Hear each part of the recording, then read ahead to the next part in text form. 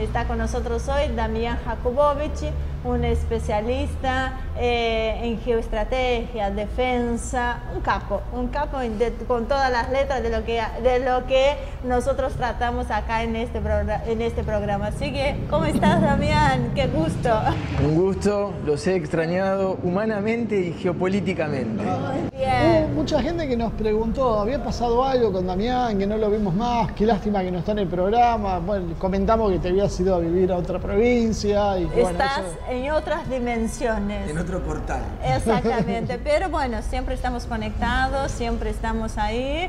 y aprovechamos que vino a Buenos Aires para poder hablar un poquito de estos temas que nos gustan y que Claro. le damos un toquecito distinto a con la a lo expectativa convencional. de tenerte de vuelta acá con nosotros, así que al pie del cañón. Inchalá, como dicen los musulmanes, ojalá que así sea. Bueno, entonces vamos a arrancar con lo nuestro, ¿no es cierto? Con lo que nos atrae, a lo que nos dedicamos, nos gusta y que podemos hacer un análisis más o menos realista de lo que está sucediendo en el mundo. Con algo bien simple. Vamos... Me da miedo ya. No. Es algo que parece raro porque como siempre tratamos de países o de continentes tan lejanos o de estructuras, pero como decimos siempre, todo está interconectado y tarde o temprano termina afectando nuestra propia política local, ¿no?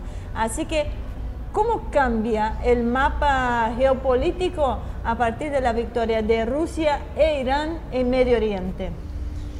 Sí, primero decir que es muy cierto eso de que, y yo veo la necesidad de empezar a fomentar esto de no encerrarse solamente en la política nacional, cualquiera sea el país, y empezar a ver estas interconexiones, porque uno tiene la posibilidad de ver experiencias que ya suceden en otros países para ver cómo puede repercutir en el país de cada uno. En el caso de Medio Oriente yo creo que se da una situación muy especial, ¿sí? Porque de alguna manera el retiro ya formal de Estados Unidos, quedan ahí algunas tropas más, tropas menos, pero ya creo que es indiscutible de que hoy en día Medio Oriente pasa a pertenecer, digamos, por decirlo de alguna manera, como vos decís, a Irán y a Rusia. Y también recordemos que del lado de Irán no es para menos destacar que lo hace con un bloqueo a cuestas, ¿sí? Entonces, hacerse dueño de Medio Oriente con un bloqueo a cuestas, uno siempre lo hace llevar a preguntarse qué es lo que hubiese pasado, ¿no? Con un Irán con las manos libres como la tienen varios países. El tema del bloqueo sonó tan fuerte porque es verdad de que hoy estamos viviendo un mundo de bloqueos. O sea, creo que cuando Estados Unidos no puede con las guerras convencionales, se intenta con los bloqueos y empezamos a las otras guerras irrestritas, como podemos llamar, ¿no? Hay una paradoja muy interesante que yo digo siempre, que Estados Unidos tiene una política extranjera bastante particular que con el tema de los bloqueos, ¿no? Que para poder, entre comillas, salvar a las poblaciones, las estruje y las asfixia económicamente, ¿no? Entonces es como que las matás un poquito más para salvarlas. Entonces el tema de los bloqueos es como muy inhumano, porque en nombre de querer abanderar la defensa de, por ejemplo, el pueblo iraní, el pueblo cubano, tendremos que hablar ahora del pueblo venezolano, habrá que ver qué sucede con eso. La consigna es: vamos a asfixiar al pueblo, porque finalmente cuando hay bloqueos las dirigencias no las sufren, los que sufren siempre son los pueblos. Y que nosotros. Exactamente. Ya que se metieron en el tema del bloqueo, Perdón, yo tengo esta característica, no te cambio el eje de lo que venimos. Perdón. Ya estamos todos acostumbrados. Decía que el bloqueo hoy sigue siendo una herramienta válida para Estados Unidos, porque cuando Estados Unidos era una potencia hegemónica, así, todo el mundo se plegaba al bloqueo y la pasabas muy mal. Pero hoy ya no está pasando eso. O sea, tiene realmente el poder que tiene porque bloquea a Irán y Irán, así todo, consigue aumentar su predominio en la región. Sí, Yo creo que efectivamente, digamos que la pluripolarización del mundo es como que ha desestabilizado un poquito el tema de los bloqueos. Yo creo que de todas maneras, hoy en día, por ejemplo, en el caso de Irán, el bloqueo económico que sufre, yo creo que sí afecta de alguna manera el bolsillo, digamos, de... Sí, yo no digo que no afecta, pero es suficiente no es decisivo. Yo creo que no es decisivo hoy en día para quebrar un gobierno como sí lo era, como vos decís, en años anteriores. Claro. Y ahora te vuelvo nuevamente a encajar, volvemos al Medio Oriente, porque hay un personaje ahí que entre sus idas y venidas, va y vienes, no se termina bien de calar lo que está haciendo su política, ¿no? O sea, ¿cómo va a jugar Turquía con Erdogan? Turquía, yo creo que estamos hablando del regreso de un titán de la geopolítica. Hoy en día Turquía con Erdogan a la cabeza se ha vuelto como un elemento ineluctable de la geopolítica internacional. ¿Sí? Hoy en día, si querés hablar de Rusia, tenés que hablar de Turquía. Si querés hablar de la Unión Europea, tenés que hablar de Turquía, porque Turquía maneja de alguna manera el grifo migratorio hacia la Unión Europea. En el momento en que estuvieron distanciados o que no hubo acuerdo entre Turquía y la Unión Europea, Turquía abrió el grifo de migrantes y fue una catástrofe migratoria. Turquía, recordemos también que finalizó el proyecto del gasoducto, ¿sí? Que a partir de ahora va a abastecer también como parte del gas que viene de Rusia hacia Europa. También está en la región, ¿sí? Tiene mucho peso ahora en el diálogo que está viendo, ¿sí? Digamos, situándose como mediador en el conflicto ruso-ucraniano. Tuvo mucha participación en todo lo que es de Bosnia, con la creación de un Estado, digamos, proislámico. También tiene mucho peso en el tema de Chipre, de Macedonia, digamos. Se ha transformado en un actor fundamental en la geopolítica internacional. Y en el caso de Medio Oriente, ¿sí? Yo creo que hubo, cuando se disparan las primaveras árabes, ¿sí? Y yo creo que la mayoría de los analistas dábamos por muerto al régimen de Bashar al-Assad, me incluyo en ese error, ¿sí? De pronóstico geopolítico. Aprendí mucho de ese error. Yo creo que Turquía ahí cometió un error también de darlo por muerto a Bashar al-Assad, ¿sí? Y empezar a planear el post-Bashar al-Assad. Y ahí fue cuando Turquía, digamos, se empieza a distanciar un poco, se empieza a pelear con todo el mundo, ¿sí? Empieza a pelearse con Rusia, porque se sabía que Rusia siempre lo defendió Bashar al-Assad. Se empieza a pelear también con Occidente, porque en su estrategia empieza de alguna manera a permitir y a alimentar armamentísticamente a Daesh, ¿sí? Se empieza a pelear con todo el mundo. Y justamente ahora que estamos hablando de un resurgimiento de Turquía, tiene que ver con saber, ¿sí? Algo que tal vez Occidente no ha aprendido, esto de darse cuenta que uno comete un error y decir, me equivoqué, ¿sí? Hoy en día está claro que la estrategia de Turquía en Medio Oriente es contar con Bashar al-Assad y empezar a construir de eso. Yo creo que gran parte de este resurgimiento de Turquía en Medio Oriente tiene que ver con este cambio de rumbo que ha hecho. Ahora lo que sí es claro, sí, esto es lo que uno tiene que entender, y yo creo que la gran apuesta de Turquía en Medio Oriente es empezar a poner tropas en Siria para tener controlados, ¿sí? Su gran pesadilla geopolítica turca, que es el tema de los kurdos. Entonces, Turquía quiere poner tropas militares, quiere intervenir militarmente en Siria para tener controlado el tema de los kurdos, porque si hay algo que digamos que tiene muy asustado a Turquía es esto del rol que han tenido los kurdos en la contención de Daesh, y ver cómo peligrosamente se van acercando poquito a poco a ese gran sueño de tener un Kurdistán propio. Ahora, ¿vos pensás que Turquía tiene llevan los genes del Imperio Otomano? ¿Tiene realmente con qué volver a reverdecer eso? Y por otro lado, ¿cómo se entiende esta posición de Turquía siendo el segundo ejército de la OTAN? ¿Siendo el segundo? Ejército de la OTAN.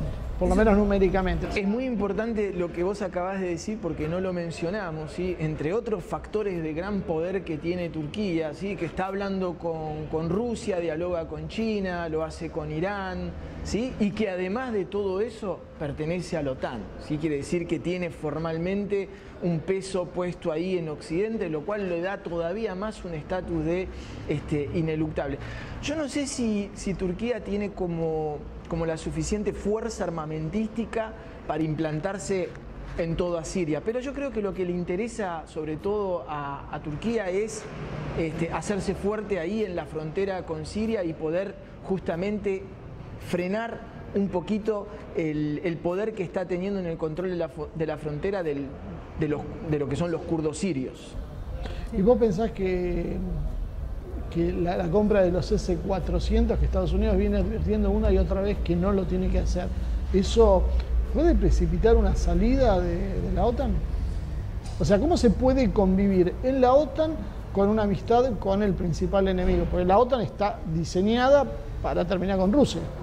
Yo creo que yo el otro día me preguntaba eso, ¿no? Y no le veo ningún interés a Turquía a salir de la OTAN. ¿Para qué vas a salir, ¿sí? de pertenecer a tener todos los beneficios de carreteras, etcétera, etcétera, y pertenecer y que, digamos, uno sabe perfectamente que la OTAN necesita a Turquía porque lo tiene ahí en una zona estratégica fundamental, es casi, es su brazo casi que más se acerca a todo lo que es la región de Medio Oriente. Entonces yo creo que lo que hace Turquía es eso, ¿no? Saber de que puede tener ese margen de maniobra, ¿sí? De poder de alguna manera ponerle los pelos de punta a Occidente con unas maniobras de acercamiento con todo lo que es el eje ruso, sabiendo que sabiendo que Occidente nunca le va a pedir a Turquía que se vaya. Lo que sí creo que es importante de hacer notar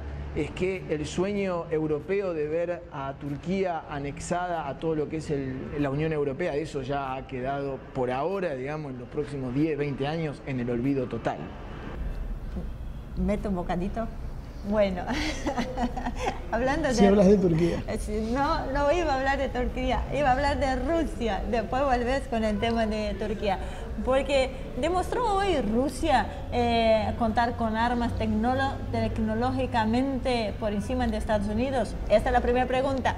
¿Y cuál es la referencia hoy? La referencia rusa y cómo está China en este punto. Porque en el programa anterior hablamos con Guillermo Moreno, que es un personaje político muy importante en Argentina, y había una diferencia ahí con respecto al desarrollo de defensa de China respecto a Estados Unidos, ¿no? En este caso. Ahí veía una distancia que por ahí nosotros no vemos. Sí, yo también veo como una distancia, o sea, de lo que oficialmente se maneja, porque también hay que tener en cuenta de que en todo lo que es la industria armamentística hay algunos que inflan demasiado lo que tienen, ¿no? Para poder ampliar el poder de disuasión, y hay otros que actúan escondiendo lo que tienen y jugando al misterio.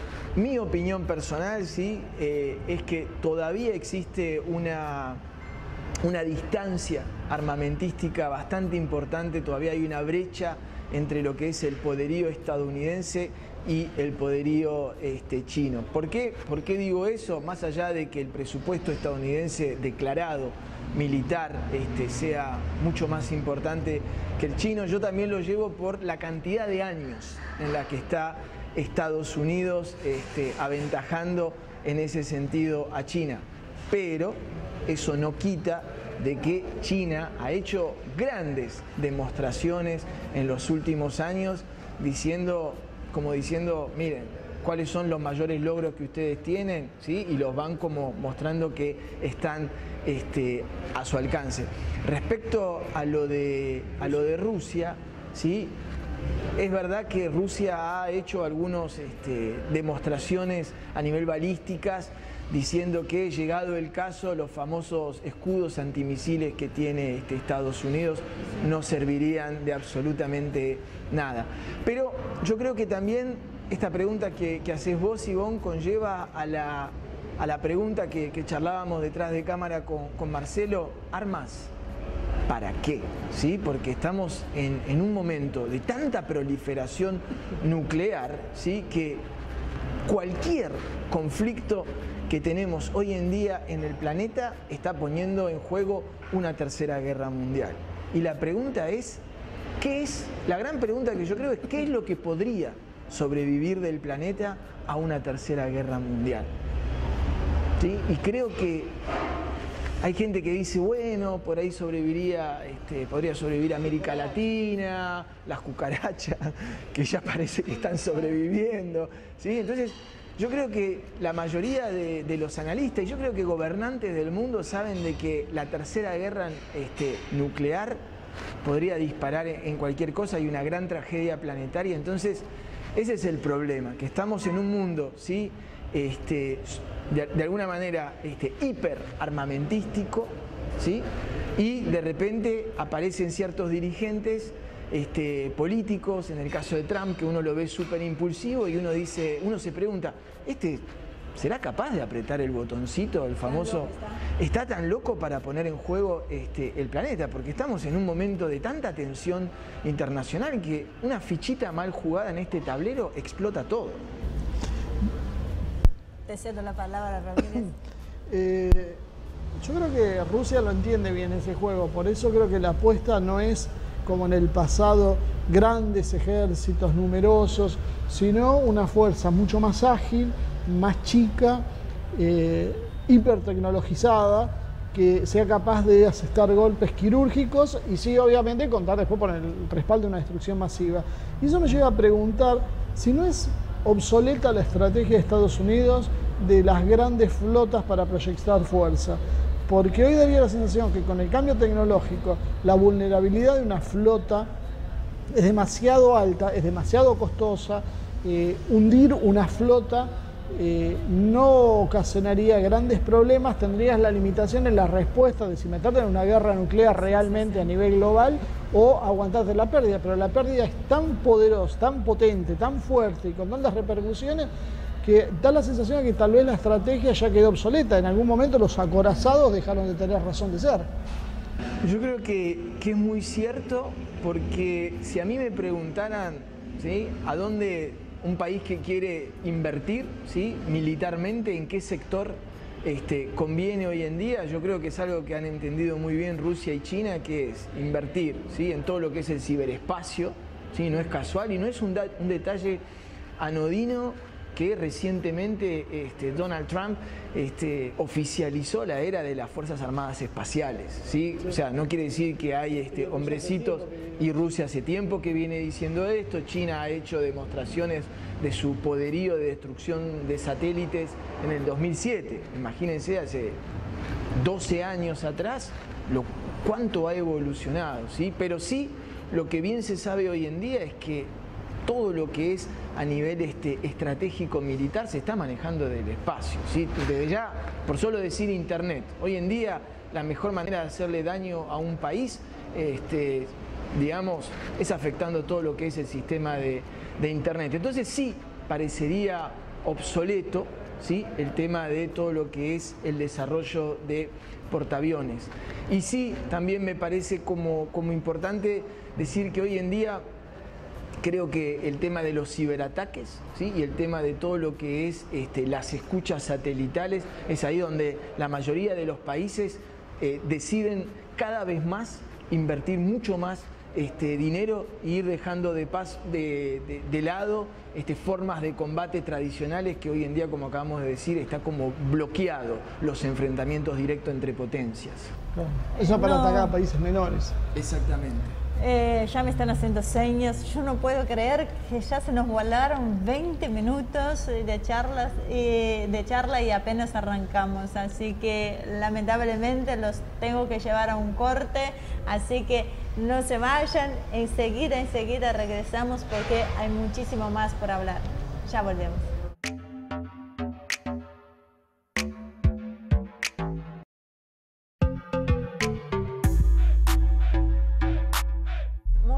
Ya regresamos en este tercer y último bloque, ya se nos vaya, se nos termina. Acá seguimos con Damián Jakubowicz, Bueno, como todos los argentinos, una cosa que admiro muchísimo de este pueblo es esta capacidad de analizar el mundo, ¿no? Este interés político. Así que chicos, Marcelo, Somos de Argentina. Vos sabemos argentino. mucho y lo que no sabemos lo inventamos, pero no nos vamos a quedar sin respuesta. Pero sí, La especulación la hacemos. Sí.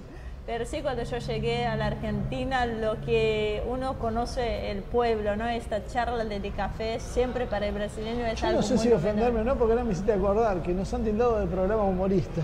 Ah, no.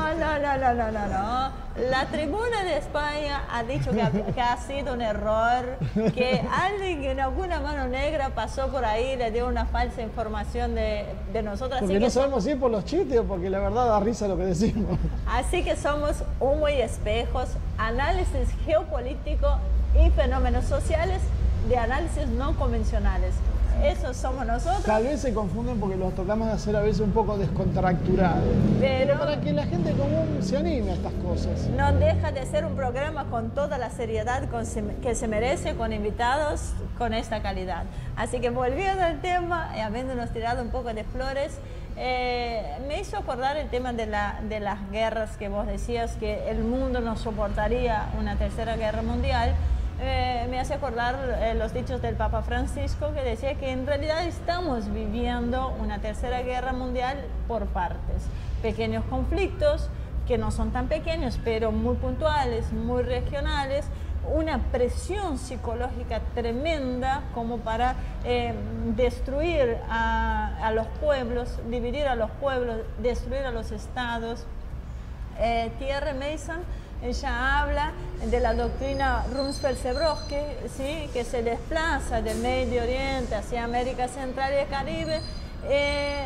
¿Podemos decir que estamos en este cuadro acá en nuestra región? O sea, en el cuadro que va más allá de un cambio de gobierno, de la destrucción del Estado mismo, del Estado-Nación, la desaparición, que es lo que se hizo en Libia, y ese modelo, lo que dice Thierry Meyssan es que Estados Unidos se dio cuenta que no pudo en Medio Oriente y ahora eso va a América Latina y el Caribe.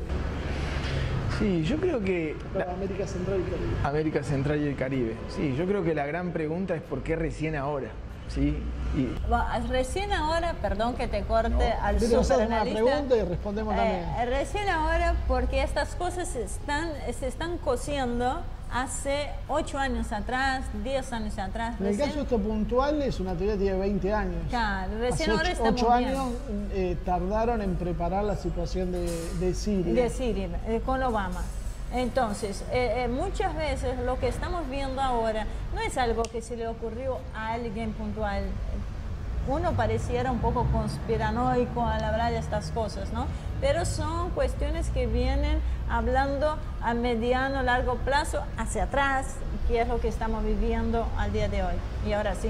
No, yo creo que hay un tema muy especial que se produce un cambio bastante importante, yo no diría que radical en todo lo que es la geopolítica militar estadounidense, pero sí, que lo habíamos mencionado en otros programas, es el tema de que a nivel de hidrocarburos, ¿sí? La situación estadounidense ha cambiado muchísimo en los últimos 10 años, ¿sí? Es un país que, si todo sigue como está ahora, va camino a la autonomía energética. Recientemente, en los últimos años, Estados Unidos ha exportado, ¿sí? Ha hecho las primeras exportaciones de petróleo, algo que no existía desde hacía décadas. Esto ha hecho de que Medio Oriente, ¿sí? Pase de ser algo vital a algo importantísimo, pero ya no vital. Y creo que también ahora uno se da cuenta de que poquito a poco, ¿sí? Ciertos recursos naturales que en América Latina abundan, ¿sí? Empiezan a tener mucho más peso. Por ejemplo, siempre hablamos del oro azul, ¿sí? El agua potable. Ya, ¿cuánto falta para que un barril de agua potable valga más que un barril de petróleo? Sí.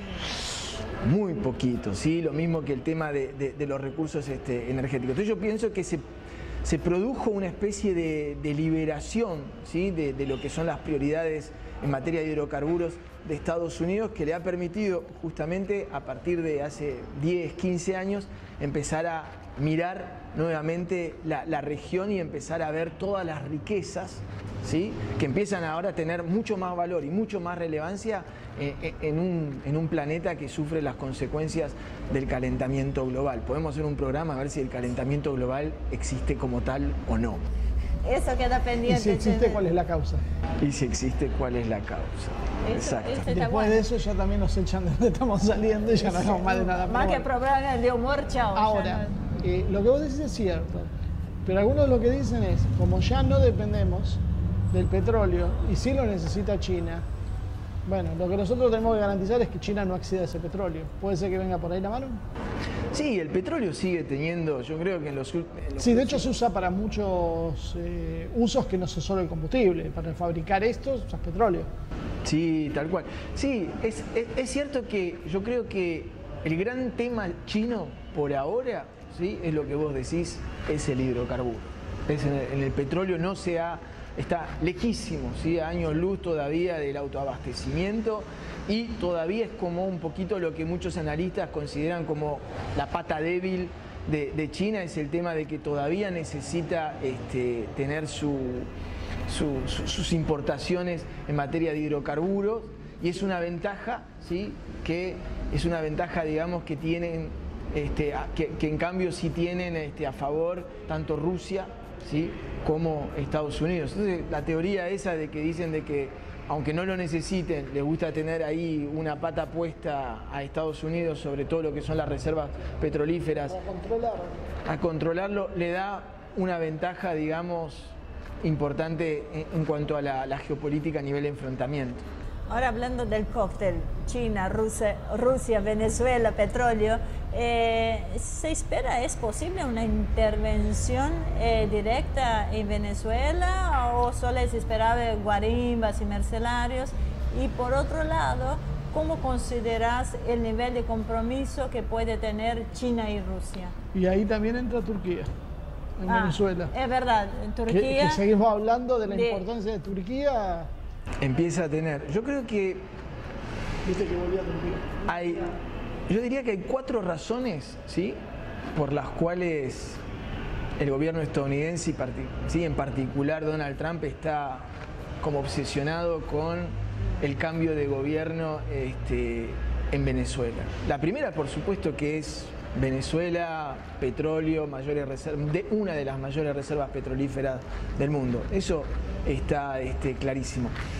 Yo creo que hay otros 3 temas, ¿sí?, los voy a tratar de decir en orden de importancia. Es cierto que hay una doctrina que es la doctrina Monroe, ¿sí?, que data de 1823 y que la resumo casi a nivel de caricatura, pero lo que dice es que todo lo que pasa en el continente americano, ¿sí?, lo que los pueblos originarios llaman el Abya Yala,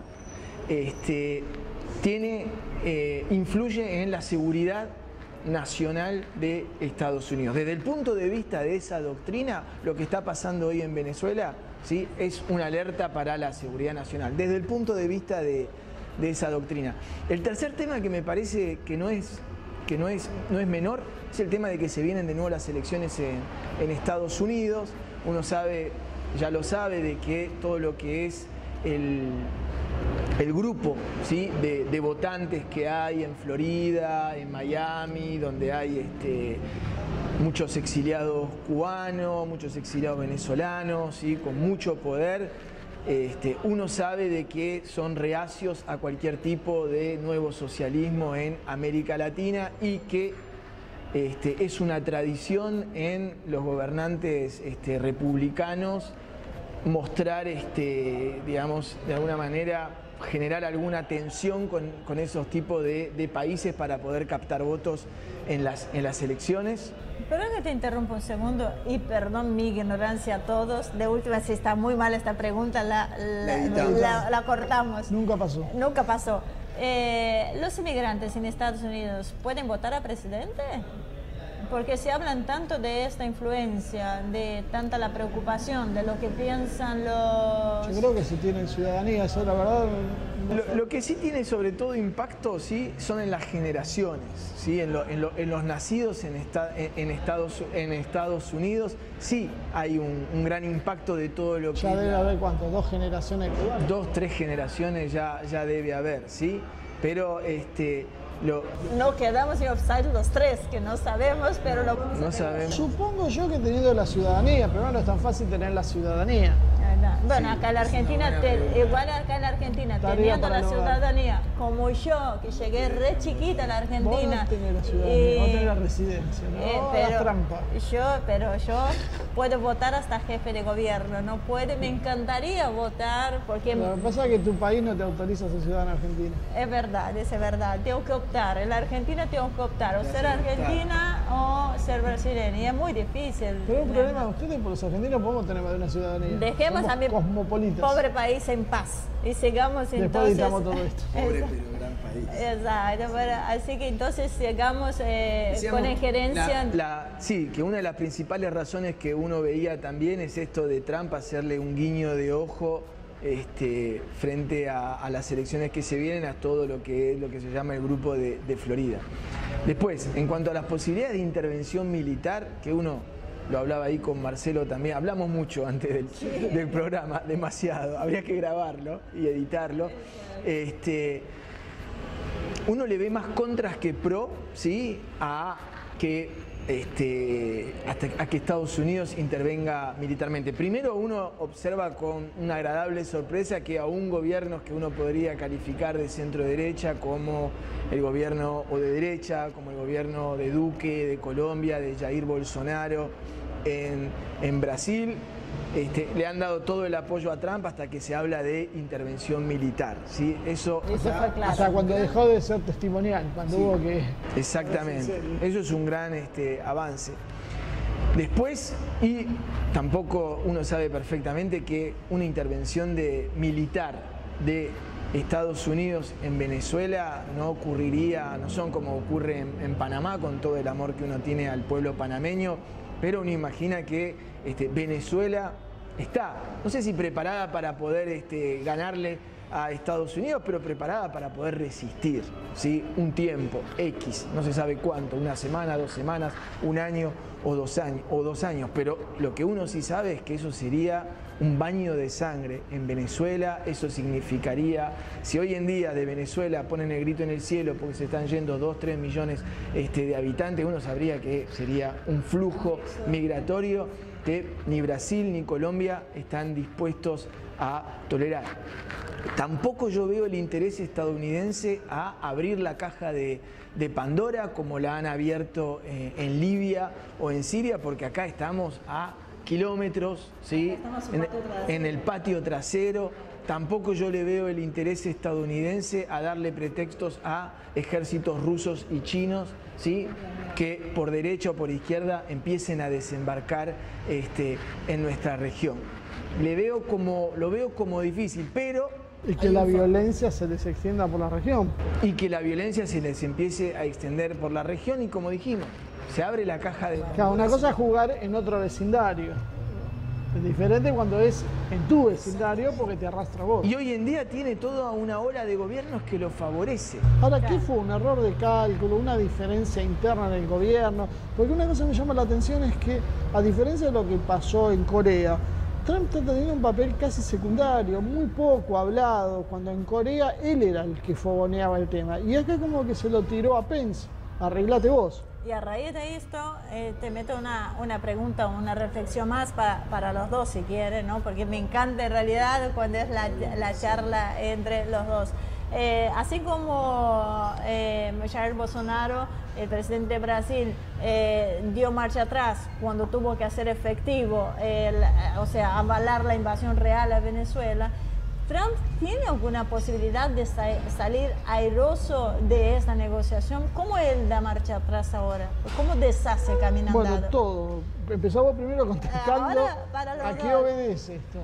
Después, yo creo que es... Yo te doy un pálpito. Okay. No, un pálpito, ni siquiera es una opinión. Uno ha visto en estos años de Trump, ¿sí? Este patrón de conducta que se va repitiendo, que parecería que está dispuesto a ir hasta digamos, lo inadmisible, ¿sí? Y que es como su manera de negociar. Te demuestro que tengo todo el poder, te apuro, lo ha hecho con Norcorea, lo ha querido hacer con China, manejando ahí. Hablo para mis electores. Sí, hablo sobre todo para mis electores y después mi gobierno, digamos, mis asesores se las tienen que arreglar para deshacer, ¿sí? Tratar de contradecirme sin contradecirme, ¿sí? Entonces yo creo que en este caso a Trump no le costaría para nada dar marcha atrás. Lo ha hecho con Norcorea, recordémoslo, con Corea del Norte. Parecía que estaba a punto de invadirlo, a punto de dispararle un misil nuclear y hoy, en estos días, se están reuniendo, dándose la mano. ¿No paga un costo político internamente? ¿A vistas de las próximas elecciones? Habría que ver, ¿sí? Es una gran pregunta que uno se hace, pero yo creo que agitar mediáticamente a Trump lo favorece y sobre todo, ¿sí? Lo distrae porque distrae a la opinión pública. Recordemos que Trump tiene muchísimos líos a nivel de política interna con ese impeachment que está ahí sobrevolando cual espada de Damocles con el tema de la trama rusa. Sí, sí, sí. Yo más o menos pienso lo mismo que él. O sea, tanto lío para decir que pensar lo mismo. Ahora dame tu parte. Yo pensé que iba a decir algo distinto. Ahora lo contrario. Ahora decir lo contrario. Debatí. Claro, ¿sabes lo que yo creo que pasa con Trump? Por eso te digo que es lo que él decía. Trump amaga y después no hace. Habla a su mercado, qué es lo que realmente le interesa a los... Porque la fuente de poder de él viene de su votante. Entonces necesita hablarle a sus votantes. Entonces simple, demuestro que yo soy el sheriff y después hago lo que hizo en Corea o en Siria. Los apretamos tanto que tuvieron que sentarse y negociar como nosotros queríamos. El norteamericano medio, que difícilmente sabe ubicar en el mapa donde queda Venezuela, se cree que sí, claro, los apretamos y ahora vinieron y negociaron con lo que nosotros queríamos. Qué gran presidente tenemos. Creo que el juego es ese. Limita un poco qué es lo que pueda llegar a ser la prensa que es opositora. Pero básicamente, si hoy pensamos que la gente cada vez descree más de la prensa y se mueve mucho por redes y portales alternativos, yo creo que tiene un aire para poder salir. Obviamente son presunciones, sí que el costo es enorme de entrar. Los riesgos que corre son muchísimos, es muy difícil la salida y si Vietnam, que era un país muchísimo más pobre y con la época de oro de Estados Unidos, donde era casi la mitad del PBI mundial, consiguió resistir lo suficiente para que Estados Unidos se tenga que retirar, toda la sensación que Venezuela no está muy lejos de eso. Hay algunas cosas en contra, la distancia con sus fuentes de abastecimiento sería Rusia o China, pero en realidad una cosa es la resistencia y otra cosa diferente es una ofensiva. O sea, ellos hace por lo menos una década y media que se están preparando para una invasión. O sea, tienen que tener muy claro y creo que tienen adoptado el modelo cubano, ¿no? De dejarlos, bueno, entren y después aguanten. Como dijo Moreno, pueden entrar, pero no pueden quedarse. En eso me quedó porque esa es la estrategia. No te puedo frenar para que entres, pero sí puedo hacer la vida imposible para que no te quedes. Y yo creo también que hay otro tema respecto al electorado. La política exterior, ¿sí? De Estados Unidos son muy pocas las veces que ha influenciado en una campaña presidencial. Y hoy en día la política interna, sobre todo a nivel económico, ¿sí? Hay que reconocerle a Trump, no ha hecho las cosas mal. Después la otra pregunta que también nos faltó mencionar en este análisis es, suponiendo una intervención militar estadounidense, ¿qué harán Rusia y China? Porque tienen muchísimo dinero invertido y lo primero que quieren es que no les pase como les pasó en Libia. 130.000 millones de dólares. Exactamente. Pero se habló también de la posibilidad de mandar la compañía Wagner de mercenarios. Está presente. Que está presente, esto sería más preocupante. Los rusos le jugarían con el mismo juego. O sea, nosotros no ponemos oficialmente, el ejército ruso no va a participar. Eso no quiere decir que después en forma privada sí haya rusos presentes, sobre todo en cuestiones claves para dirigir un proceso de resistencia. ¿Y sabes en qué va? En el tipo de material que vos suministrás. Si vos usas material de punta, ¿cómo consolidás el dominio?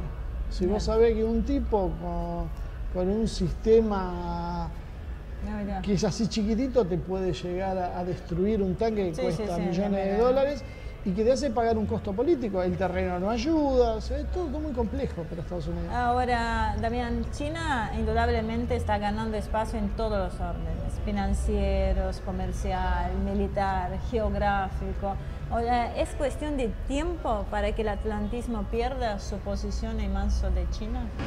Yo creo que una de las cosas porque eso es lo que se plantea mucho si realmente nos estamos acercando al fin de Occidente, ¿no? Y yo creo que acá hay el ascenso chino es indudable. El tema es qué hará Occidente. ¿Sabrá reinventarse? ¿Sí? Si Occidente no se reinventa, ¿sí? Si no se da cuenta que su pretensión de globalizar sus valores y sus derechos humanos, ¿sí? Que hoy en día le está jugando en contra. Si Occidente no se reinventa, yo creo que la supremacía china va a ser... ¿Pero eso no era un poco la política de Trump? Me meto, sí, cada uno arréglese en lo suyo, me retraigo.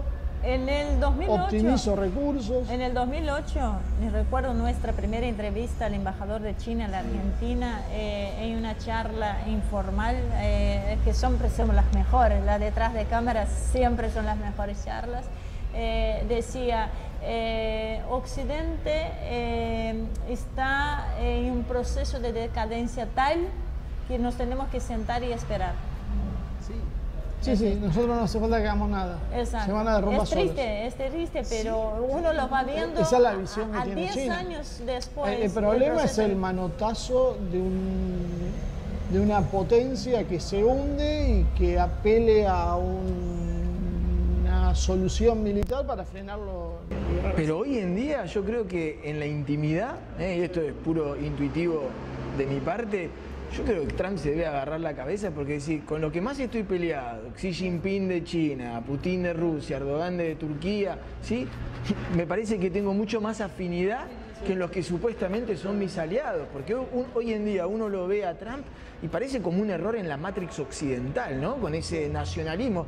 Hoy la locura es que Trump es bandera de todo lo que es el proteccionismo y China se presenta como apertura de todo lo que es el liberalismo, ¿no? Vivimos en un mundo en donde hay que empezar a rediseñar todos los paradigmas. Pasa que la lógica es la misma, o sea, mientras Estados Unidos fue quien tuvo la ventaja comparativa, quería libre comercio. Ahora esa ventaja la tiene China, claro, entonces cambian los protagonistas, pero la esencia del juego es el mismo. Tengo que terminar con esta charla maravillosa, Damián, espero que podamos repetir.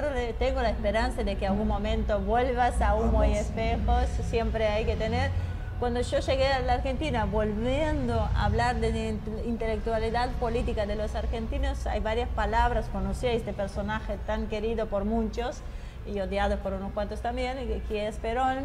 Y una de las frases, creo que es Evita, si no me equivoco, decía volveré y seremos millones o algo así. Volveré y seré millones. Volveré y seré millones, así que espero que vuelvas y seamos millones nuevamente. Así que muchísimas gracias. Quisiera Alejandra Suárez, que está ahí atrás de cámara haciendo el aguante, que es la que nos encaja y nos, ¿cómo decir? Nos da esta cosa espiritual que uno necesita en los tiempos que corren. Así que pásame un mail, un contacto de la gente que la ha visto también, ha estado con nosotros y la puede ubicar. Se pueden contactar a despertando44@yahoo.com. Aprovecho para mandarle un beso grande a mi mujer que la amo. ¡Ay, qué dulce! Son los dulces en el fondo. Es muy interesante, hicimos un programa hace un tiempo con ella y que tenemos que haberlo repetido y que vamos a repetirlo seguramente. Que hablábamos sobre el esoterismo en el poder. Es un tema que está muy presente y que en cierta medida se toma como un tema menor, pero cuando Alejandra iba contando las cosas que pasaban, bueno, yo les voy a poner ahí en el Zócalo el para programa que vean que ese hicimos programa.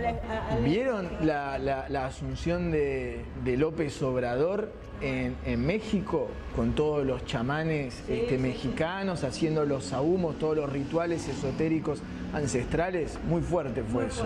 Al que le interesa ese tema, vean el programa ese que estamos mencionando, que le vamos a dejar el link abajo. Y ahí van a ver de qué estamos hablando y después, bueno, con Ale vamos a tratar de hacer Así que la nuevamente... próxima charla que nos traiga Ale. Así que muchísimas gracias, Damián, un gustazo tenerte con nosotros. Muchas gracias a ustedes. Bueno, Marce, con vos nos vemos además de todos los días, la semana que viene acá, firmes. Así que bueno, y a todos ustedes muchísimas gracias. Hoy me quedé pensando y quiero hacer un homenaje a otra mujer que también que es una gran persona y que nos viene haciendo el aguante desde el primer programa, que es Leslie Taglioretti, nuestra editora, que la verdad que ha hecho milagros. Y si hay gente que te acompaña siempre, que está en el pie de cañón, en las buenas y en las malas, hasta ahora en las malas, ya vendrán las buenas, Leslie es ella. A dos chicas que están detrás de cámaras que también se pelean ahí porque cada una quiere sacar lo mejor, que son nuestras hijas, y ya las conocen, es Azul y Morena.